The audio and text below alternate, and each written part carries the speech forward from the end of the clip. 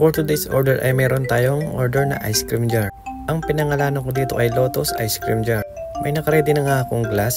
Pagkatapos may nakaredy na pala akong Lotus Biscoff Crumbs. Ito yung pinaka-base niya. Napakasimple lang naman itong ice cream jar. Ang mga ingredients lang naman nito ay vanilla ice cream, Lotus Biscoff cookies, caramel drizzle, at saka whipping cream sa taas.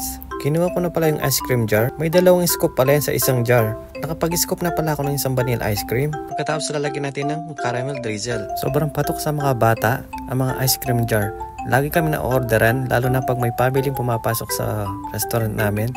Mostly talaga ang in-order nila ay ang mga ice cream jar. Ang susunod naman ay scoopin ko na yung pangalawang scoop natin. Pagkatapos kinuha ko na pala yung Lotus Biscoff cookies. Parang matutunaw na yung ice cream sa tagal na pagbubukas ko ng plastic. Here go, meninton ng gunting, ininabulak yung gamat na. Nano ba, mayari ka pa, may laso ng ice cream mo. 2,000 years. Sa wakas nakuha ko na isang piraso ng cookies. Ito rin yung pinaka-toppings niya. Pagkatapos lalagyan din natin ng caramel drizzle sa taas. Napakasimple lang naman gagawin nito.